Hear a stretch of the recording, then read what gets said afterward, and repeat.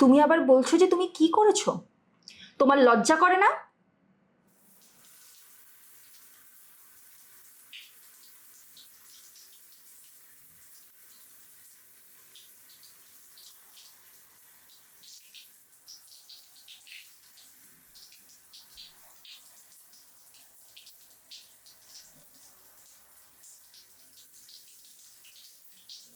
শোনো, একদম কথা পাল্টিও না।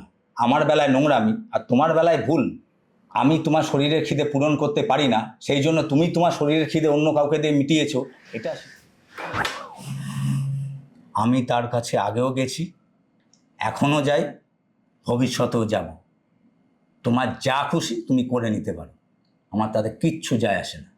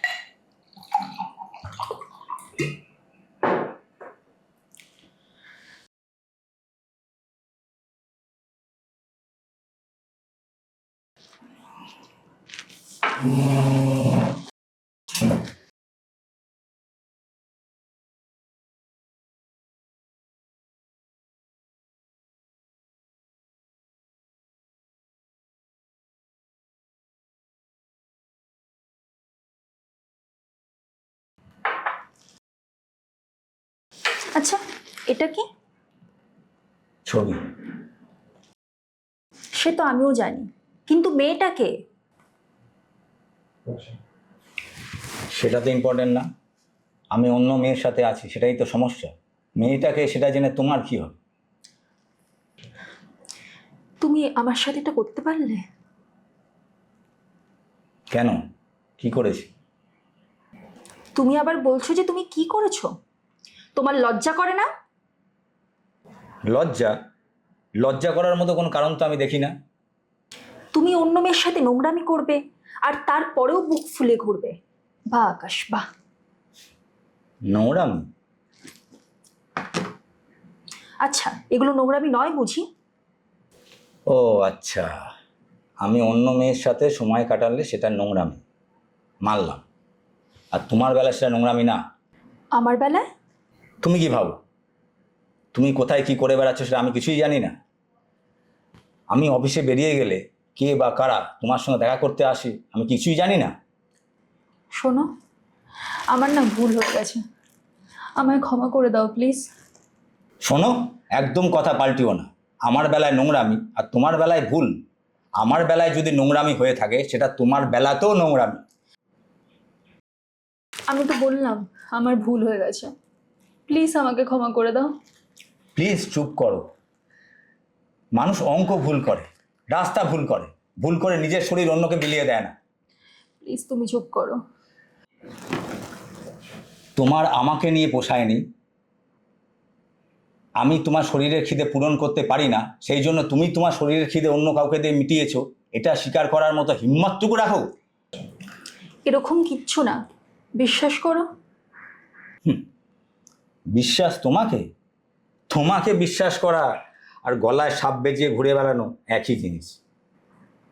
তুমি আমাকে সাপের সাথে তুলনা করলে। শোনো, এসব নাটক বন্ধ করো। আমি যে কোনো মেয়ের সঙ্গে শুয়ে বেড়াবো, তার জন্য আমি তোমাকে কোনো কৈফিয়ত দেবো না। তুমি যা খুশি করতে পারো, তাতে আমার কিচ্ছু যায় আসে না। আমি যদি তোমার কথাই মেনে নিই, যদি তুমি আমার শরীরের খিদে পূরণ না করতে পারার জন্য আমি অন্য কারোর সাথে শুয়ে থাকি, তাহলে তুমি ওই মেয়েটাকে কেন বেছে নিলে বলো? মানে?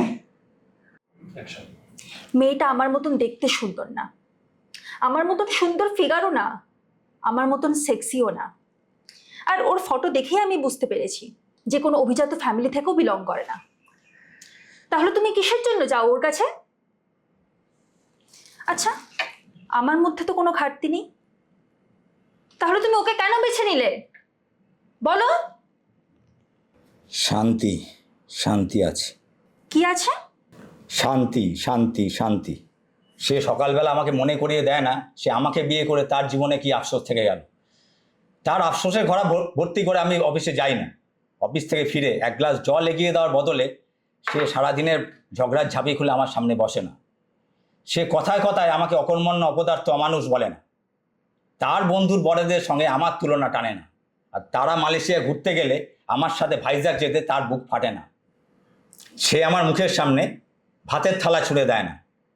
আমার মাইগ্রেনের ব্যথায় তার ঘুম বাঁচাতে আমাকে পাশের ঘরে গিয়ে শুতে হয় না। সে আমাকে শান্তি দেয়, আর সেই শান্তি কুড়োতেই আমি তার কাছে যাই।